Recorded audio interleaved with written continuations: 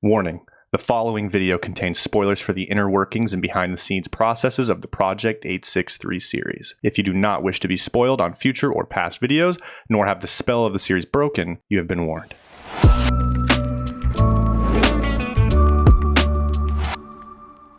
What is up, everybody? Welcome to Behind 863, the Behind 863 podcast. Oh, man. That was a rough start. That was a rough one. I'm not going to restart it, though. I'm going to keep it going. We're going to keep the flow going. I think this is podcast number 21. Some of you have noticed I had to skip podcast 18. We talked about it previously. We technically did film it, but for the sake of backlogging everything, I don't want to delete the footage necessarily because we still have footage there. I don't know. Maybe for some reason we could need it. And I don't want to rename everything around it. So we're just going to skip podcast 18. But it was just us mainly talking about what we were going to do on break anyways. But I saw some of you guys well, what about 18? That's why. This is podcast 21. A lot has happened both in story and I think some stuff has happened outside of story. Is there any studio updates we want to go through? I mean, we've been making some transitions. We've told you guys we hired Lauren, which is Bailey's friend.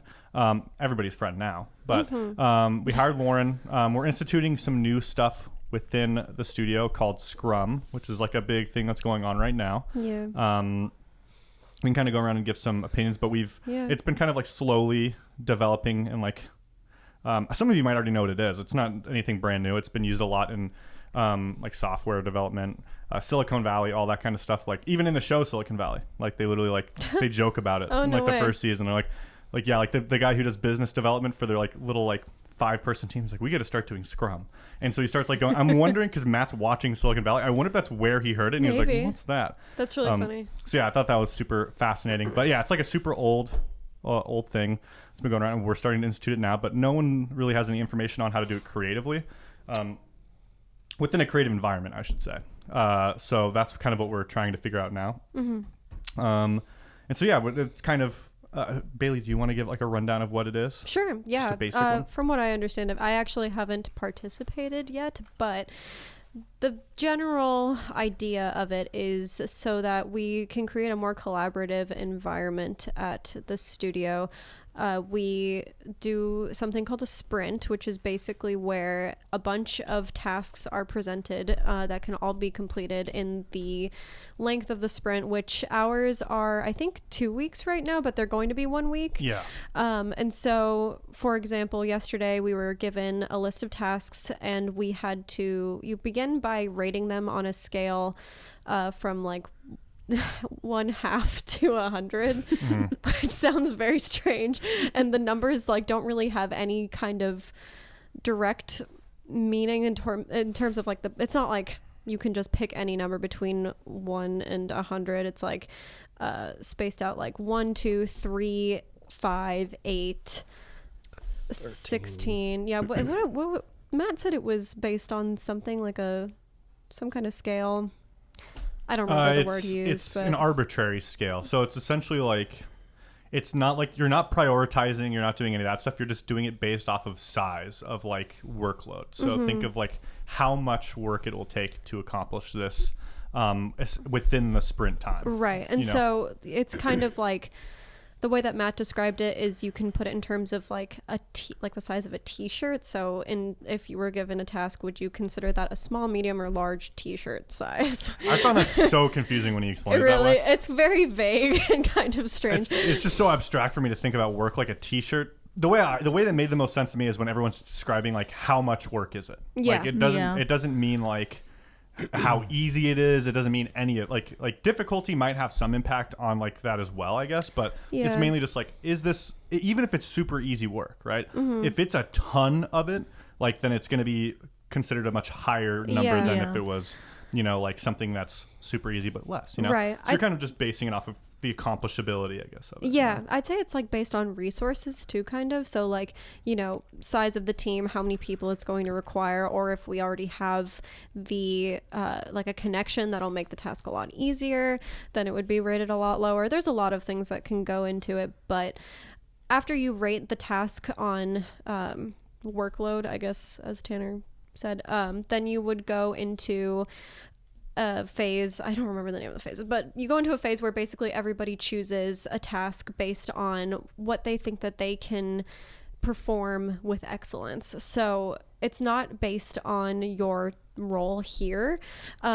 It obviously could be like, you know, if there was a task that was like edit a video, Quinn would obviously take that because he's the one who can perform that task with the most excellence. But if it's kind of just a task that no one has like a dedicated role to, anyone can pick it up. And that's the really cool thing about it, is that now all of us are considered storytellers. Some of us are considered like the product master, but like Tanner, I think, would technically be considered like the product master or the product owner of Dope or Nope. Yeah. But for everybody who's like just working on Project 863, we're all considered storytellers. And then, for example, like Woods would be a storyteller with a focus in props, and Chanel would be a storyteller with a focus in writing. And so everybody's kind of like on an even playing field, and we all get to kind of like dip our toes in other parts of the company that you wouldn't have before necessarily, and it allows for a lot more collaborative environment, and it's really exciting. The thing that I really enjoy about it is, like, as a production assistant, I felt like it was kind of a catch-all position, and so that gave me the opportunity to do a bunch of different things at the studio that weren't necessarily production assisting, but you know, I felt like I could add value in those places, and so I would kind of insert myself where I felt like I could, and that feels very reminiscent of this whole process. It's kind of like, if you feel like you can add value to a certain task and you can, you know, like help the company in that way and make things more productive in that way, then go have for at it. Yeah. So that's like the general idea of Scrum. I like the aspect of like it allowing for insight from other positions in the company. Yeah. Like for yesterday when we were talking about like Mighty Networks, there was like maybe 3 or 4 people who like knew the whole process of that. Yeah. And I like it because an example of that different insight would be like, you know, Bailey and Lauren and Sam giving it like, you know, like 20s and high numbers, because it's a difficult thing for what we're trying to do, which is, you know, move a bunch of accounts over somewhere where like they don't have to be charged and all this, and the site actually works and yada yada. So they're putting down like higher numbers, and then like I put down like an 8 because like I know nothing about it. Except you just assume it's something easy, yeah. Well, and I think that that's something that only an outsider would see, because I think with like Bailey and Lauren and Sam, it's very much like they're just trying to make it work. They're pinholding like, okay, well, we could do this, or this, and like impressive as it is with all the strategies, I think like it's very important to have that outside perspective, because they're asking questions that like might be considered stupid questions, but like those are sometimes the most important questions, you know? Yeah, there's a lot of instances where like a task comes up that, you know, we didn't know that someone in the company has extensive experience with. And so it makes things a lot more clear in terms of like, wow, Mike actually knew how to do this the whole time. And so he can make this a lot easier for us. Whereas before, you probably would have approached someone who like you would think has a better understanding of it because that's like their core focus or whatever. Right, you're off on another tangent that you could have just been like, hey Mike, how do you do this? Exactly, yeah. So I really like how it opens communication within the company too, because that's something that I've really been wanting for a while, is just for us to constantly be in communication. And I feel like even though we are working on the same projects a lot, there isn't a lot of opportunity where we meet and just talk about things that we have to do. And so with the Scrum, every morning you meet for 15 minutes and kind of just get on the same page with the rest of your team. And I feel like that's really cool. I'm excited to be able to just talk to everybody for 15 minutes every morning and just be like, what's the deal? We're doing it every morning? Yeah. Oh. Like what time? It's just like traditional. It's like, remember how we used to do stand-up meetings? Yeah. Stand-up meetings literally came from Scrum. Oh, okay. So we used to be like, but we used to do it all backwards. You know, we used to do stand-up meetings like whenever we were like teams were struggling, like, yeah, just get it together. It's essentially just like, just talk, you know, but the real point of it is like, you know, you guys are all so intertwined with each other's goals that like you guys have it, you know, layered and processed and understood. And then this is just coming to bring what you've been doing, you know? So this is like the legitimate way you're supposed to be doing it. Whereas previously we just had so many different teams. Remember, we had like 8 channels and we were just like, well, you guys aren't going to communicate unless apparently we make you. So we're just going to make you do this every morning. So yeah, that's where it actually originated from. And I agree. I think like, I mean, I've always said it. I think collaboration is always way stronger than competition. So like having people compete against each other and compete for these like roles and compete for all this stuff, I think is just such a waste of energy. So I agree. Like I really like the idea that there is like a lot less roles, but there's a lot of core focuses, which is what, you know, Matt's calling it. Maybe that the Scrum tech thing is calling it too, like just in general. But I really like that. Yeah, it's like all kind of like it's leveled out. These are my core focuses. These are what I own and what I'm responsible for and what I'm good at and what I'm brought in for. The other stuff I'm not, and I can do it if I can't. But I also think it switches. Like it's this is something I've always really like believed in for a long time, but it's been super difficult.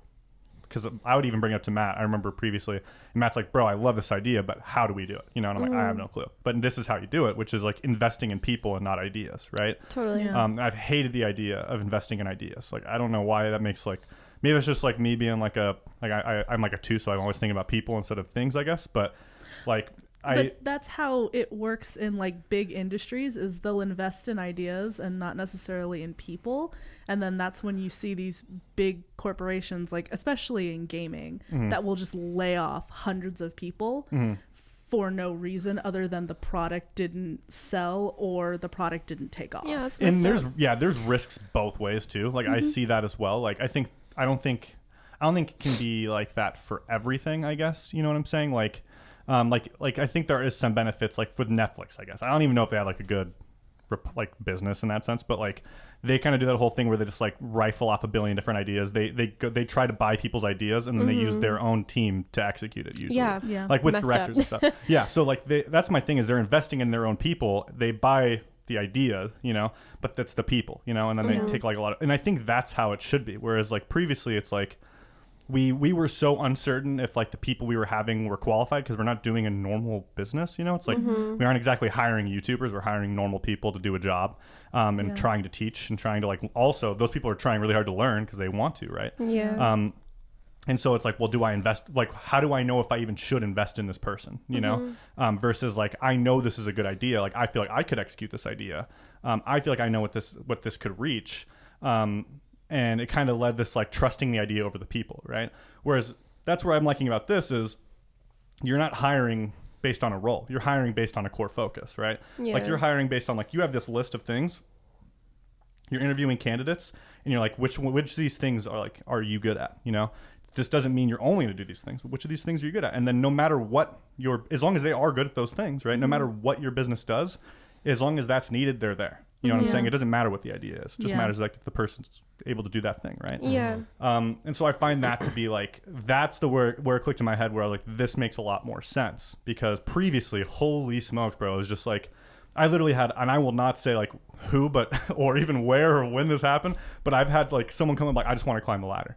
And I was like, wait, we had way more, we had like 40 people back then, you know? Yeah. And I was just like, you just want to climb the ladder? Like, what does that even mean? You know what I'm saying? Meaning like they just want to get promoted. Yeah, they just want to Yeah. they just want the roles. They just want the promotions, right? And it was like, because that's like traditionally what people think about. It's Right. like, I'm just going to get the bigger role, get the bigger paycheck, keep moving up. But that's like, we're a small business. Like that doesn't even exist. Right. It's like, yeah. it's like our CEOs out here like picking up Nerf darts. It's like, what do you mean, you know? So I just, that's when I was like, this makes a lot of sense. There's like, because you have everybody here who's like, everyone's responsible for picking up Nerf darts, you know? Like I say that figuratively, we don't really do it anymore, but.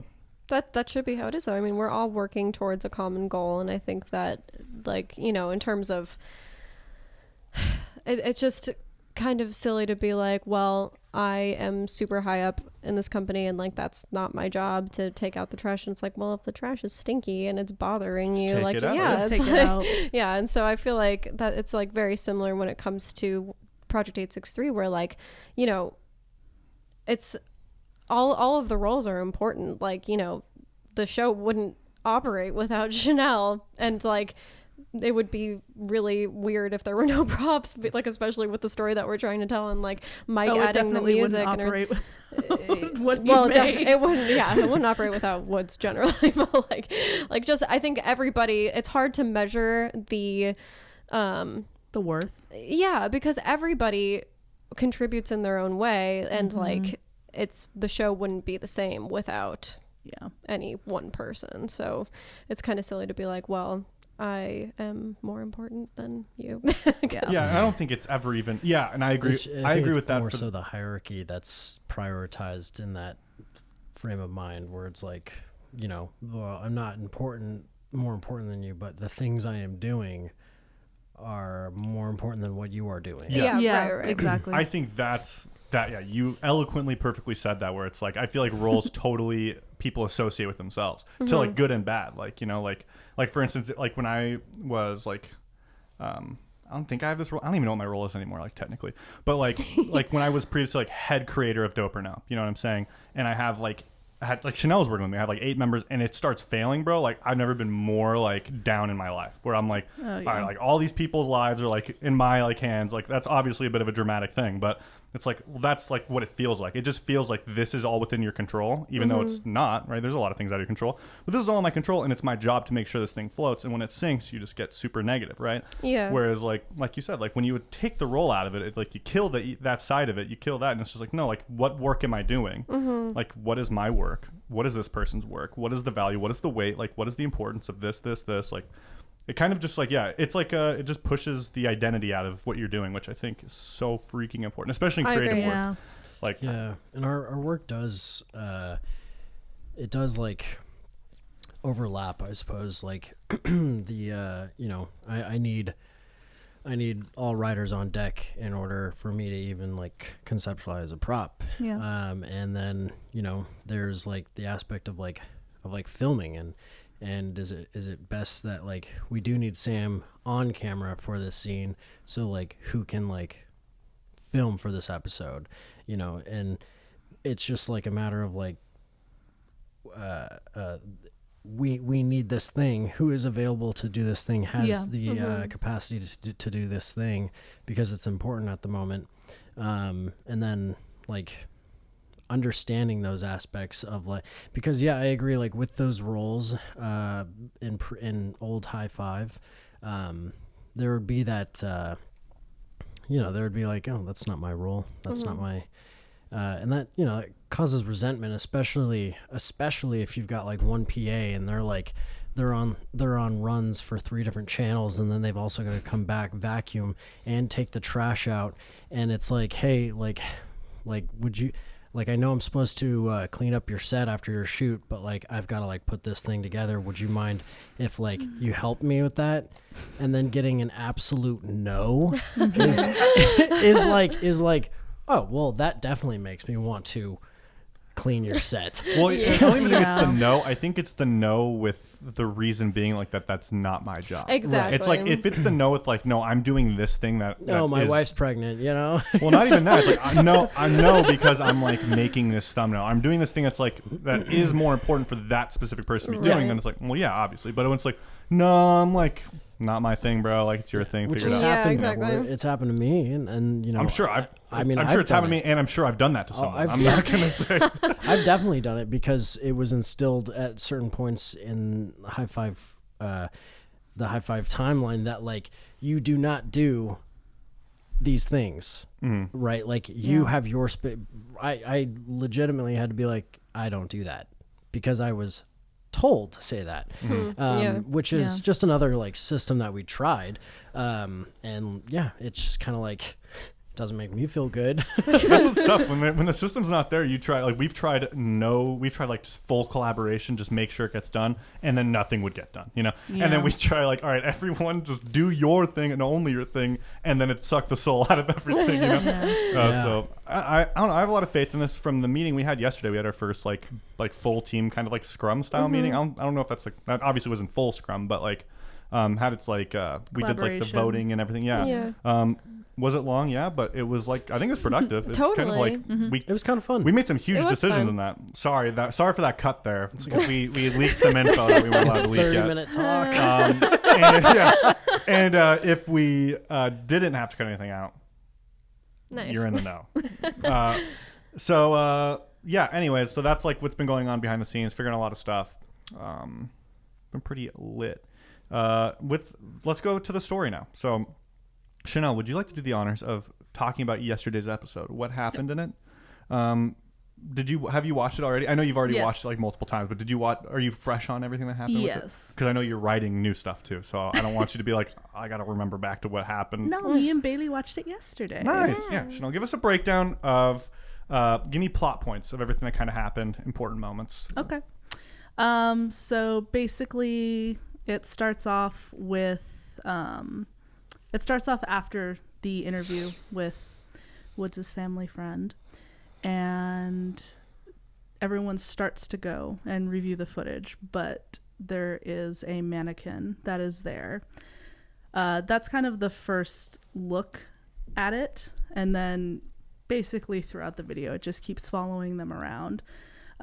There's no clear reference as to who it is or what might be happening. Towards the middle of the video is when they start to believe it's haunted, because there's just no possible way for it to show up exactly like where they're going and looking without there being some kind of supernatural thing going on. And it shows up in a lot of like really creepy places, like it's sitting on top of the stairs in Orange Base, it's in the Mountaineer, it's on top of the body outline. Which is really weird too. I didn't even realize it, but it looks like its head got splattered when it's laying on top of the body outline, because there's just like red that. like Interesting. it's That's so scary. weird. That was such an interesting thing. And then at the very end, everybody goes back to look at the footage, and they see that it kind of just pops into view at the Mountaineer, and then it turns its head, and that was really creepy. That was really creepy.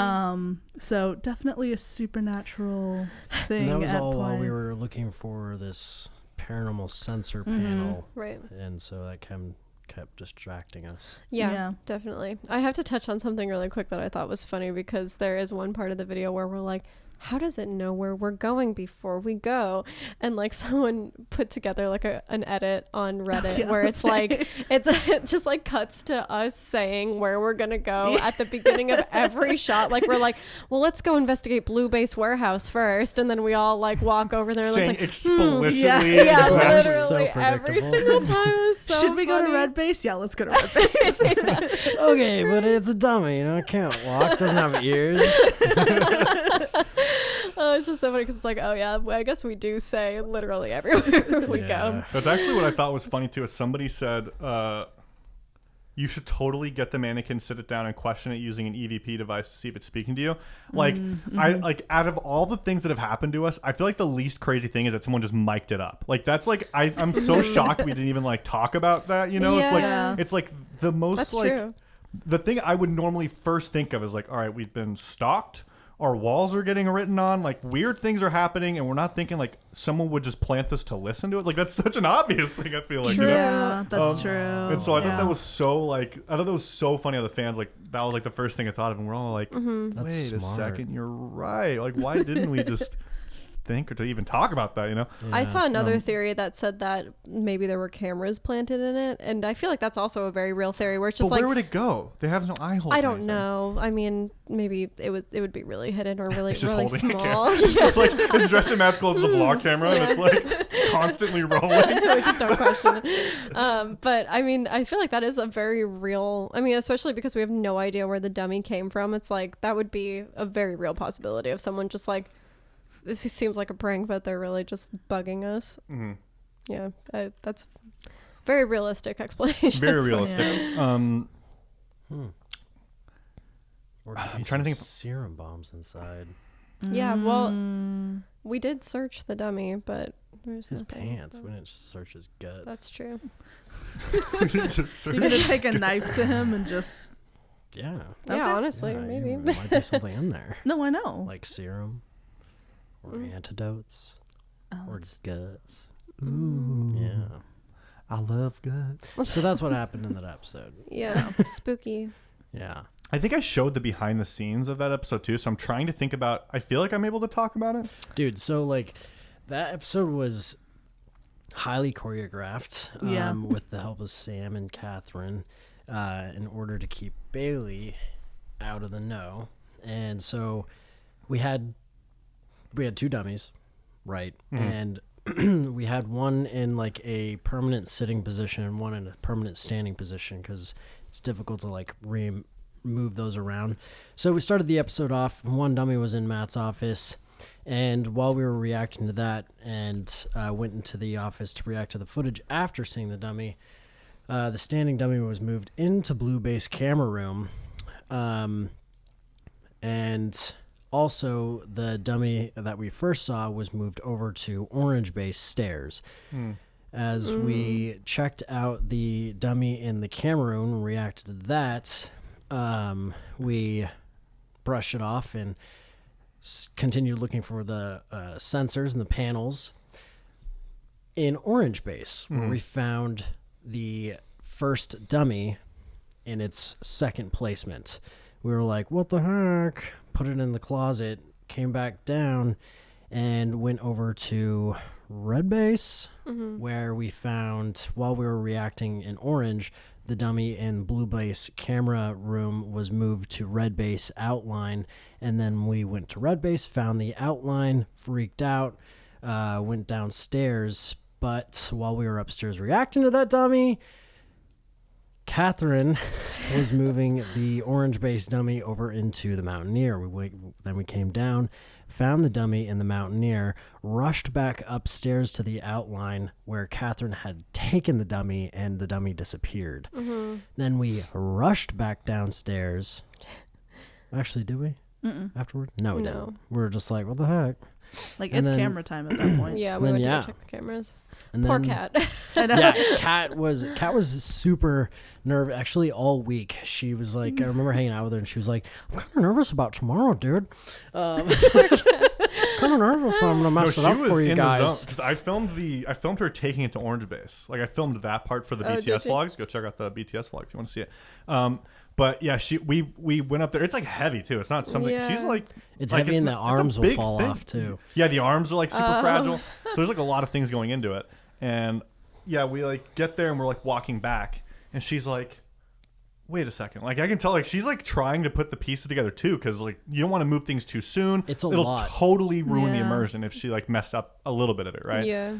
And so like we put it down and you guys were still in Mega Desk area doing the reviewing, which it previously was right next to Catherine's desk. You know? And so like we didn't think to wait until you guys came out to see it there again before we moved it. Like we just moved it already. And so like Kat's like, well, if I'm just sitting at my desk and it's gone, she's like, wouldn't that look really weird? Like I Yeah. should know why it's gone. I was like, oh, and she's like, but there's no way I can move that again right now. She's like, there's just no way. She's like, yeah, maybe I'll just go like in the warehouse and act like I wasn't there. I was like, yeah, it's a good idea. She had to figure stuff out. Yeah, for sure. Yeah. she was piecing, and I literally didn't know the answer. I was like, no, that makes total sense. Like, I don't know how we're gonna get out of Yeah. this. There was- However, oh, sorry, go ahead. I was just gonna say, like, there was this point where we're trying to keep you in the dark, and in orange base, as you're like looking up at me, and I have the dummy in my arms, you're looking at me, and then you turn your head to talk to Sam, and as you turn your head, I look up in the parking lot, and Kat's walking through the parking lot with this huge dummy,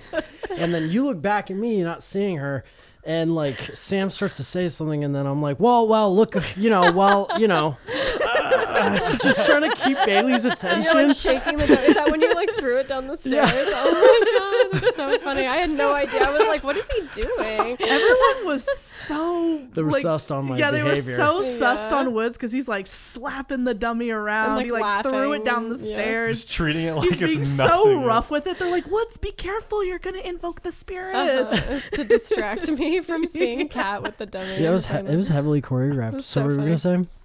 Oh, I was gonna say that when Kat went to the warehouse to make it seem like she wasn't there when the dummy had disappeared, she had no idea that we were gonna go look at the electrical box back there. So then like we went back there and she was there, and so many comments they're like, it's kind of weird that Kat was there every time. Like, like she just kind of was around all the time. And like that time she didn't even mean to be there. She just happened to go back there like when we went back there, and she's just like, oh man. Like, yeah, I think we talked about it too. I was like, she's like, I'm gonna go back there. I was like, I feel like they're gonna go back there, and she's like, I'll just be like looking through boxes or something, like putting boxes. Like, yeah, I mean, I guess. I mean, it didn't sound sus in my head, but I can totally see like, why is she even here right now? Yeah, she just did happen to be around every time, and like when the ladder fell, that actually scared me a lot when the ladder fell. I was because like I had no idea what that was gonna be, and then it was just Kat with the ladder. What's his laugh? Because I'm like texting her too while we're doing this. Like we're in the Orangery's warehouse looking around, and Kat's like, where's the ladder, dude? Because she needs a ladder to drop so we can cue that movement. And I'm like, oh, and I was supposed to bring the ladder from Blue Base over to Red She's Base. so upset. Right? And so I'm like, oh, there's one in my shop. And it was like just the worst ladder for whatever she was trying to do with it. No. But she had like smashed her finger trying to get it up the stairs, and it was so heavy. So she actually did smash her finger. I thought that was a story. No, dude, she was running around hardcore for sure. Poor Yeah. Kat. Even when she had to like stuff it in the Mountaineer, like it wasn't really like She fitting kicked the- correctly. Like, she kicked she's like smashing it in there. Oh my gosh. Poor Kat. Shout Yeah. out But she did it. to Kat. Yeah. She Did it, yeah. rock star for this She did And episode. it turned for out sure. sick. Yeah. Everyone responded so positively to the episode. Like that's the other main thing I was seeing is like this is like the first like really creepy episode in a while, you know? Yeah. Which I kind of feel the same. It reminds me of like the first writing on the walls. I would say like I think that was the last time I was like genuinely creeped out. And I wouldn't say like emotional reaction. Like the craziest emotional Just the reaction I had is mood. your interview with your family member, like her exit. I was like, whoa, That dude. was crazy. Yeah. That was like whoa, bro. Yeah. That like messed me up. Yeah. But this was genuinely like, why does this thing keep popping up? It doesn't. It's not like obviously someone. You know, like I think that was the other cool thing too. Is it didn't really feel like. It didn't feel like a prank. You know, Yeah. it didn't. It like it kind of like started as a prank. Like, oh, like look who brought it here. Like the first time or two, you're like, okay, like maybe someone moved it. But like everywhere, It's yeah. like, what is Yeah. this code? now? knowing You where know, you're what is gonna this go, message? Yeah. it's not. Yeah, it's not something someone would just like do. So it was really, really, really well done. Really well executed. I do have to say, like, my first reaction to the dummy, because I had no idea that a dummy was even going to be involved in this week's episode. So, like, when I saw the dummy in Matt's chair the first time, I was just like, I genuinely was scared because I had Mannequin's no just idea. creepy. Well, it Yeah. looks Yeah. like Slenderman. It does. It And, does. yeah, it's just like For eerie, sure. and I had no idea like how it was going to play into the story at all. And at first, I did kind of think like, oh, maybe this is a prank because I just seemed so disjointed that I was just like, okay, maybe this has nothing to do with the video, and like everybody's just kind of like, Yeah. that's funny. And then it was just like, it was cool. It was a completely different twist from what I was expecting to happen in that video. I had no idea what was going to Matt happen. actually has just like 4 pairs of the same exact pants. Yeah. 4 Which was pairs of very the same convenient. shirt, 4 pairs of the same shoes. Well, he had that video. I think he took it down now, but it was on the exec where it was literally he's just like why I only own one set of clothes kind of thing. Yeah. Like and it was like because his entire closet is the Dude. exact same clothes. He went through that phase where he's like it's just easy. It's just I simple. think Yeah. about that a lot, like actually, because like for Because you're kind of seeing he was right a little bit. Is that what you're saying? well, no, I know he was right. Like, I'm serious. Well, in terms of myself, like I could be fine wearing like I like to wear black and Yeah. black pants, and like Same, yeah. I don't Easy like figuring out if whatever I'm wearing is cute or not. You know, Or it's I gonna would just match, yeah. rather have like one to 2 outfits and then like not worry about my like look. It's very practical. It's very practical. very Like it's that practical. cartoon lifestyle. You know what I mean? It's Doug, yeah, like Doug Funny's my closet. God. You Yeah. open, it's like all the like green SpongeBob's. cardigan. Yeah. Exactly.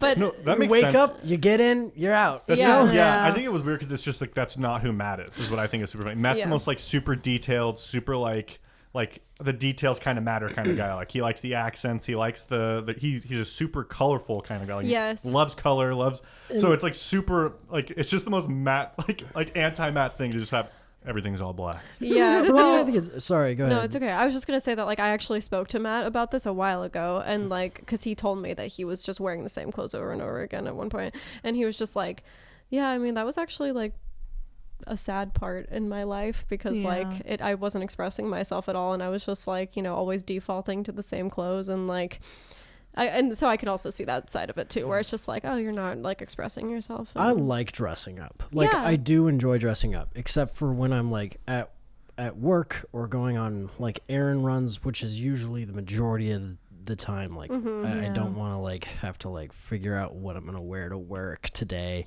or even on camera, dude. Like, but like I don't know, man. Like I like getting in a suit and I like throwing accents on and putting accessories on and stuff like Sure. that. But not like every day. But yeah, every day I Yeah. feel like, like, oh, well, I'm not focusing on my outfit right now. So I think like maybe having like 5 or 6 of the same outfits. It's almost like it's nice to be able to just turn your brain off when Yeah. you don't want to, not that you don't want to try, but like you don't want to put the effort in You're not because trying there's that too right many now. other Yeah. important things that are going on. Yeah.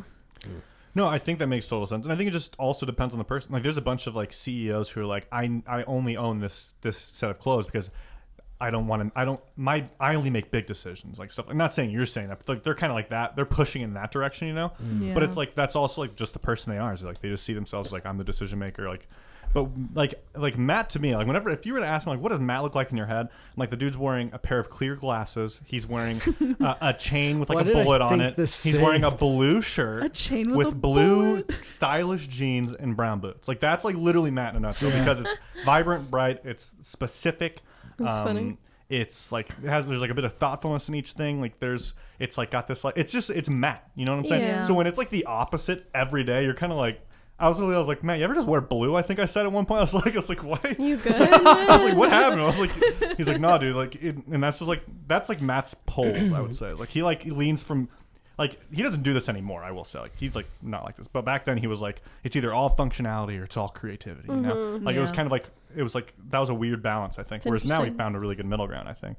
But he's at that phase where, like, if it's not functional, then what am I doing? If it's not simplifying my life. Yeah. Yeah, And, right. and I get that, like, with the only reason I would like think to even want to do that with a bunch of outfits is because like one time I like completely just like threw away a bunch of my stuff, just kind of I love doing that, bro. purged a Purging, bunch yeah. of my Love stuff. purging Yeah. It's a good stuff. feeling. And it's, what do you call it, the minimalistic lifestyle. It wasn't Yeah. to that extent, but it was to the extent where you walk into your room, you don't have a bunch of freaking knickknacks everywhere calling out your name, and distracting you. Sure. And people like hear that knickknacks because I bother heard you. this and was like, whatever. But like if you have like a goal in mind for that day and you walk into your room and you got like 10 RC cars laying around or like, a hammock over here and like your video games out over here, then you're subconsciously you're drawn everywhere. Yeah. Yeah. And you don't realize it until you get rid of all that stuff in your room and you minimize it all the way down to like the whatever brings you value,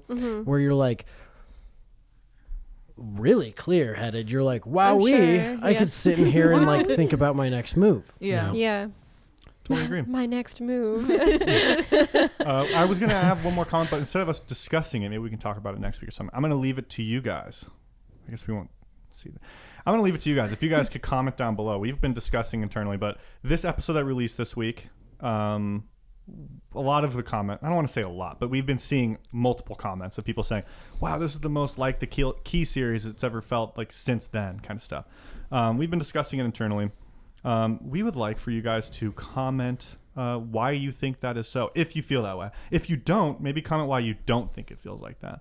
I'm cool with that as well. Yeah, because I've been seeing some like opposite reactions too. Like a lot of people have been saying like, so far, a lot of the paranormal effects are still kind of realistic, still on the level of realism, but like this immediately took them out of it because it's either cliche or because they think that like there's no plausible explanation other than paranormal, and so then that immediately Just takes wait. them out of Interesting. it. Think a little deeper. Yeah, I would look closer. Look closer. What's our saying? What's the Look closer. look closer? Yeah, look closer. I was gonna say, are you ready? But I was like, oh no, that's Chris Angel. Are you mind freaked? Are you freaked yet? Still one of my favorite tweets is like, can we give it up for the original E-Boy? And it was just Chris Angel.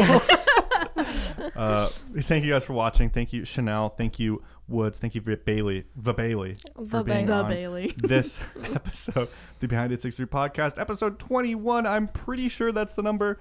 We're going to see you guys next week. So, see you.